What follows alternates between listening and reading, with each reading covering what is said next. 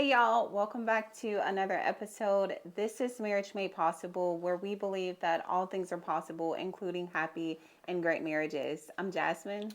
And I'm Troy, and we are currently moving from our Triggered series into our Conflict to Connection series. Yes. This is just another episode within that series. Yeah. If you missed the last episode, we want to encourage you to go back and check it out.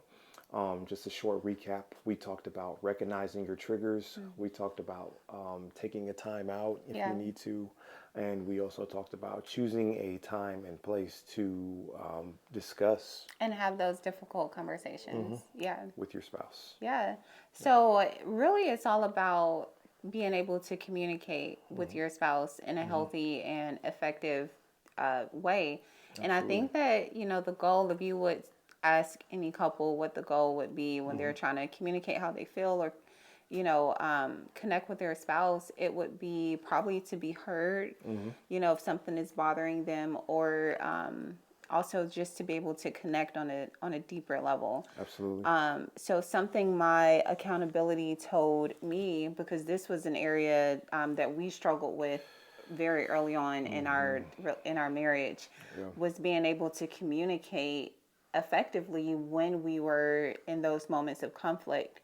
And so something that my accountability told me is that, think about how do you want the outcome to be when you are going into these, tough conversations with your spouse.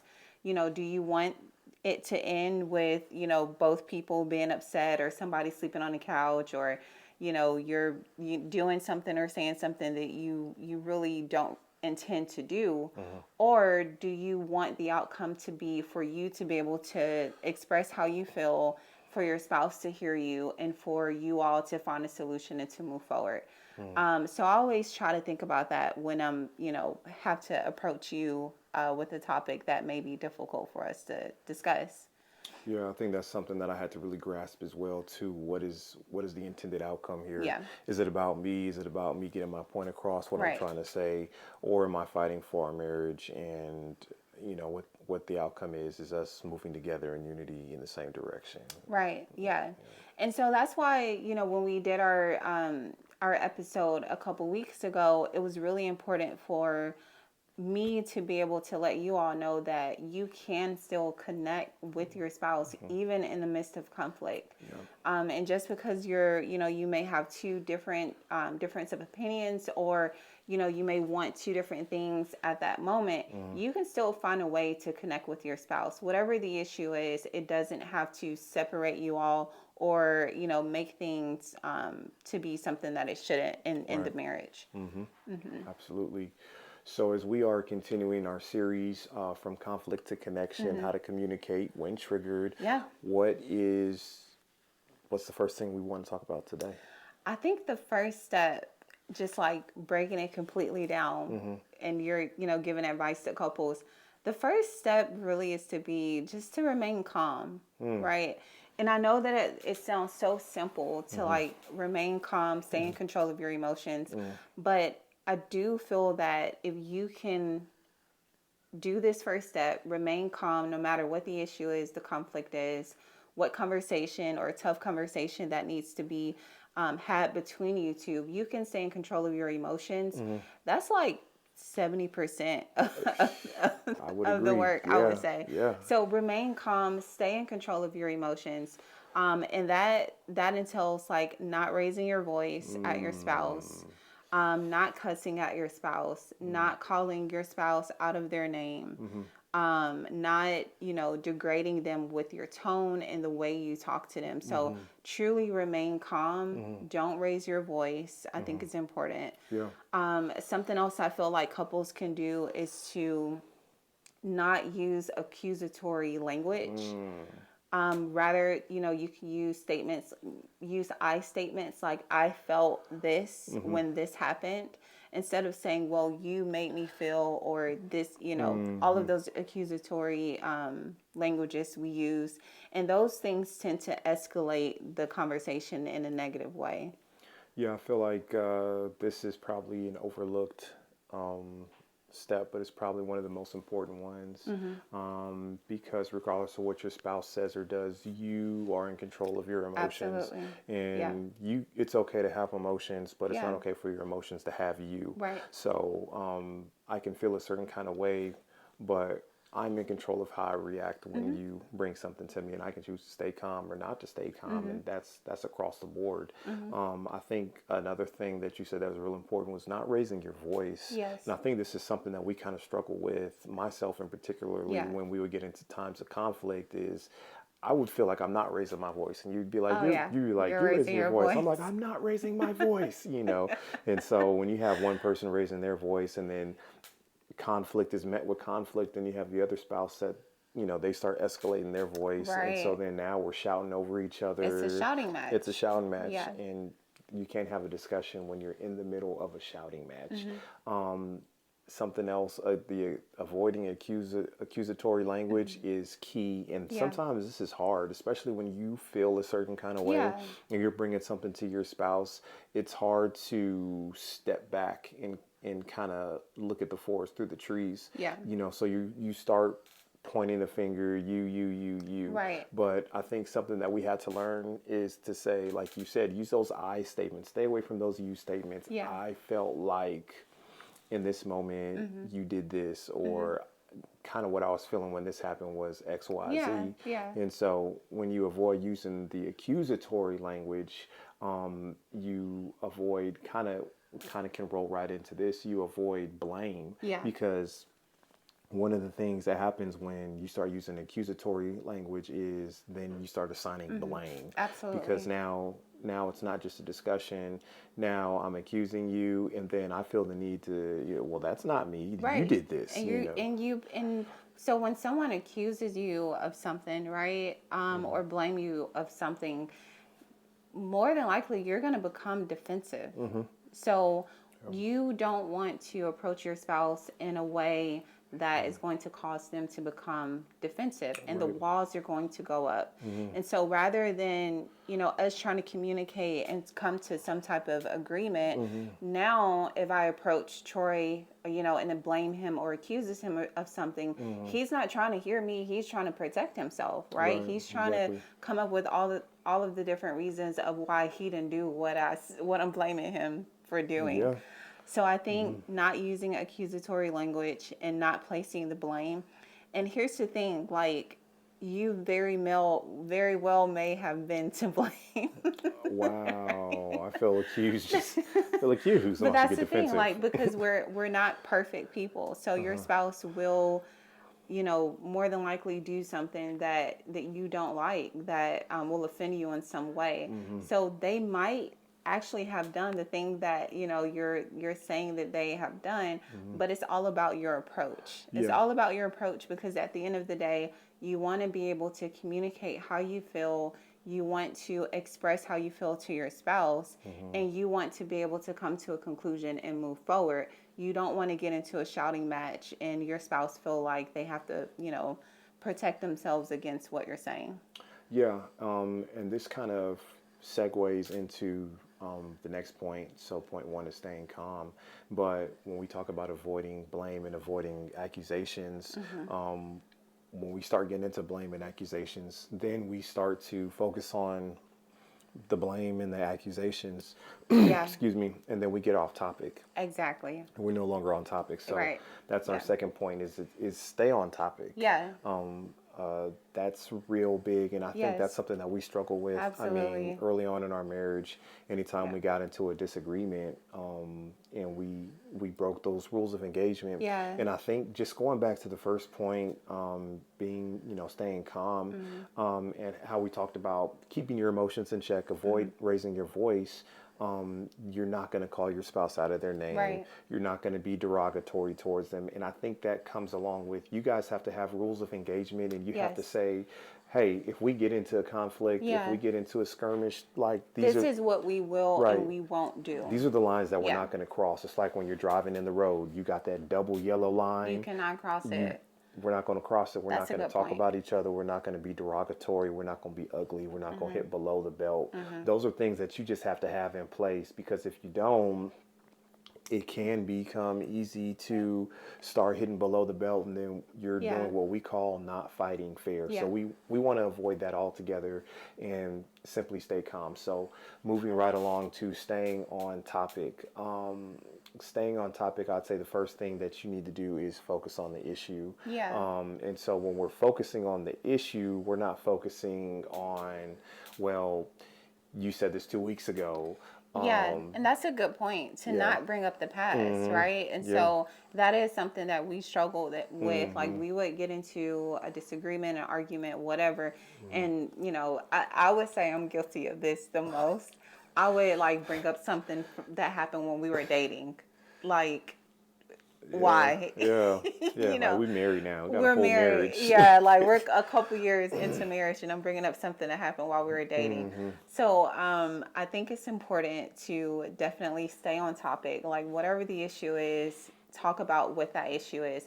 And here's the thing too, because a lot of times what happens when we, you know, as spouses, we get into relationships, we don't really deal and heal from issues from the past. And so more than likely, that's why we're bringing up those issues or those arguments, things that went unresolved. So if you notice that you're in an argument and you're bringing up like the same theme of argument, or you're bringing up the same experience or something, maybe you really need to sit down and get some counseling, or sit down and, you know, talk with your spouse about whatever that experience is, how it made you feel, how it changed things in the relationship, because you don't want to keep revisiting the past. Like if you notice and you have a pattern of revisiting the past in whatever, you know, current argument you're in with your spouse, that lets you know that you have not forgiven, you have not resolved whatever that issue is.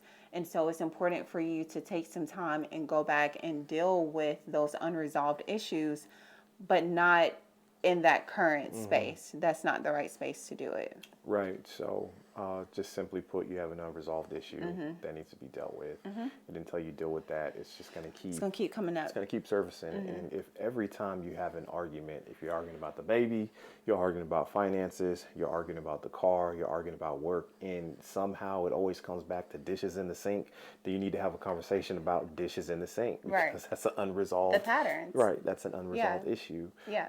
And so when we talk about staying on topic, we want to encourage you guys to not bring up the past. The issue that you guys are talking about is the issue that you're talking about, and you need to focus on that current issue, not what they did 2 weeks ago, not what they did yesterday, not what they did a month ago, but the current issue. If the issue really is the car, then let's talk about the car and not 7 other issues. Right, because what happens, and just speaking from experience, when we struggle with this in our relationship, you know, I would either bring something up or he would bring something up. We would break all the rules of engagement, and the issue, the original problem, never got resolved. We just kind of put it on the back burner and moved on, and a couple weeks later another argument comes and nothing ever gets resolved. So it goes in a, you know, kind of like a crazy circle. A crazy cycle. Yeah. And that's what you wind up on.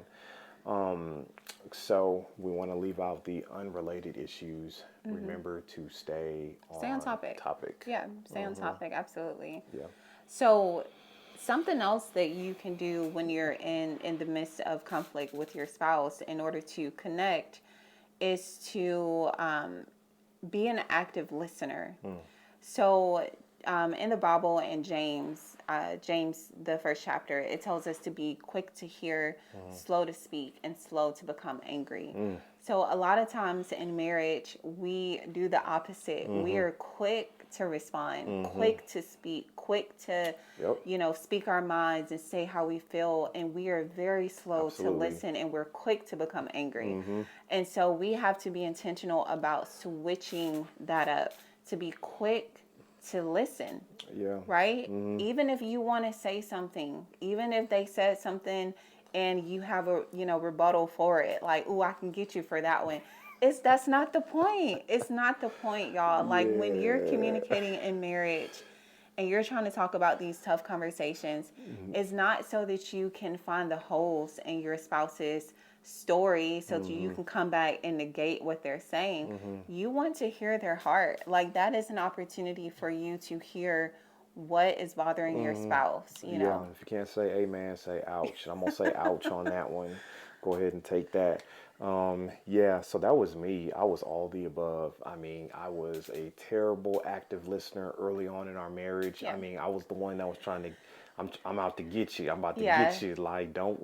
Oh, what? Oh, every time? Every time? No, not every time. Because last week, 2 weeks ago, and the week before Yeah. that, you ain't do that. It You was so know. bad that I used to call him a lawyer. Like, when we would get into Yeah. these arguments, Yeah. instead of me feeling like he was listening to what I was saying, he would Yeah. listen like a lawyer, like, to be able to find the hole in my story. Yeah. And so I'm Oh, pouring I out was my bad. heart, and I'm thinking that, you're gonna, relate to what I'm saying and validate what I feel. And you're coming back and you're saying something We was completely in conflict. opposite. We was in conflict. This is a conflict, y'all. We are in a battle, and I Yeah. cannot lose. Yeah. Like I Yeah. was listening. I mean, I was like Like a lawyer. yeah, like Yeah. a bedroom lawyer. You know, Uh-huh. we're going back and forth, and I'm listening, and I'm like, mm-hmm. Well, actually, Right. it's almost, I might as well have said objection, Right. Yeah. because I was trying to prove my point and I Yeah. was trying to negate whatever Jazz was saying and disprove her point Yeah. and prove, well, your point just proves that my point was even more right to begin with in the beginning. Right. Like, Yeah.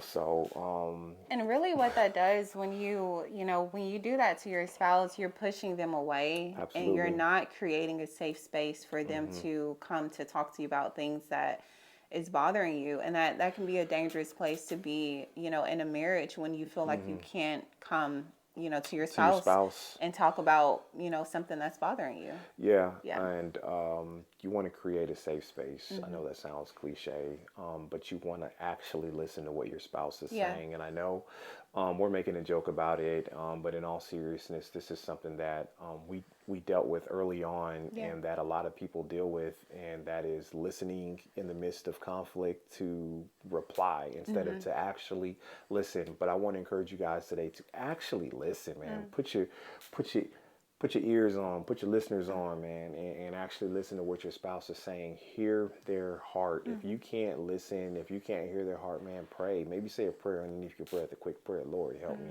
Help me to hear what they're saying for real, because I just don't get it. And it just doesn't make sense to me. And something that we kind of learned about when we were reading the book, The Crazy Cycle, and that's that guys, they use the analogy that guys have blue hearing aids, and Yeah. girls have pink hearing aids. And so sometimes, fellas, we have to take off those blue hearing aids and put on those pink hearing aids so that we can kind of listen to our wives and what they're saying from Right. their standpoint, Right. and not, I used to say stuff like, there's worse things, Oh it's my black and gosh. white. Yeah. And, I had all these manly sayings, Yeah. when I was listening to what Jazz was saying from this man point of view, and not as a caring, affectionate, husband who's actually trying to hear my spouse, hear her heart, and then turn around and validate her feelings. Yeah. And that's, that's something that we learned, is that those feelings are valid. And something else Yeah. that I really struggled with was listening without interruptions. Man, I was big on interrupting. Hey, let your spouse talk. You guys be grown enough, be adult enough, take turns. You say what you got to say, let your spouse reply, and then let them say what they have to say, and then you reply. Don't jump in, cut them off, and everything else, because then we start to move from actually talking about the issue and the topic to that person getting frustrated, because every time they're trying to talk, you keep cutting them off and they can't get their point across. And then what happens? You don't feel heard. You Right. feel like you're not being heard. Right. Yeah. So then we got a whole nother issue. Yeah. Yeah. So, and these types of behaviors, when you call your spouse out their name, or raise your voice, or you're interrupting all the time, at the end of the day, that is not bringing you all closer together as a husband and as a wife. In fact, it's pushing you farther and farther apart. And so, like I said at the beginning, remember what you want the outcome to be. When you have to go to your spouse and talk to your spouse about a particular topic, you want the outcome to be, I'm telling my spouse how I feel. We are, growing together, emotionally. They're Right. listening to me. We're finding a solution together and we're moving forward. The outcome is not so that you all can, get upset, get into this big, huge blowout, and in a couple of days you got to come back and apologize for all the things you said and did that you shouldn't have said and done. So just always remember the approach when you go into those tough conversations. Always have some self control. And like we said, if you're at a place and you can't handle it, the situation is escalating, the conversation is not going anywhere, then go take a break. It's okay to say, you know what, I don't feel like this conversation is going, it's being productive, it's not going well, so let's go take a break. Let me go get some space, let's come back and talk about it later. Yeah. But having those conversations is important. Yeah, one of the things that you have to do, and I think that we do this in every goal that we are trying to achieve, and I'll take Fitness Journey for example, is you look at the end from the beginning. What's the end result? What do I want to look like? How do I want to feel? Do I want my blood pressure down? I want my weight down. So you look at the end from the beginning. Yeah. If it's a debt-free journey, I want to be debt-free. I want to have all my credit cards paid off. I want my car paid off. You look at the end from the beginning, and when you do that, you take the necessary steps in the beginning to make it happen, to get to that ending. I would encourage you to do the same thing in your marriage. You need to look at the end from what's the end result. I want to, when I die, I heard somebody say, and I'm going to steal it, when I die, I want to love you more than I loved you on our wedding day. I want to love you more than I ever loved you in my whole entire life. When I die, I want to die full. I want to be closer to you than I've ever been close to you before. So when you look at the end of your marriage from the beginning, you want to say, how is this where does this line up? How can I insert this? And if it's not good, if it's not fruitful, if it's not moving you towards that closeness, if it's not moving you towards that oneness, notice I said oneness, not same, because we can be one and I can like gold and you can like pink. We can be different but yet one. So if I'm looking at the end result and I'm keeping the end in mind, and then I'm looking at everything that I'm doing that's leading up to that point, and if it doesn't fit, then I'm getting rid of it. And so what you want to do is you want to replicate that same thinking within every conflict. Okay, so what is the end result here? Is the end result, like you said earlier, you sleeping on a couch, me sleeping on a couch, you sleeping in a room, me sleeping in a room, us passing each other like ships in the night, not saying anything? If that's the end result, then I need to take a minute. I need to dial it back in and think about, what am I saying? What am I doing? What is going to help me move from this current conflict to connection? Because that should always be your goal. Because if we win, then you win and I win. But if I win, what happens? The marriage loses. The marriage loses. So we don't ever want the marriage to lose. So I want to encourage you guys to think about the ending. And this may help some of you. If you're in the heat of the battle, if you're in the heat of an argument, and you stop and you say, wait a minute, what's the result of this going to be? If me getting this point across is going to drive us further apart, then I don't need to make this point. Yes, you need to be heard. Yes, you need to be validated. You need to get your thoughts and your emotions out. You need to work through whatever the issue is, but you don't want the end result and the ultimate thing to be you win the war, but you lose the battle, or vice versa, because if one of you wins, then you both lost. Yeah. Absolutely. And that's a really great point for us to remember in marriage. And so, when you're in the midst of conflict, like you said, you may be in the midst of it right now.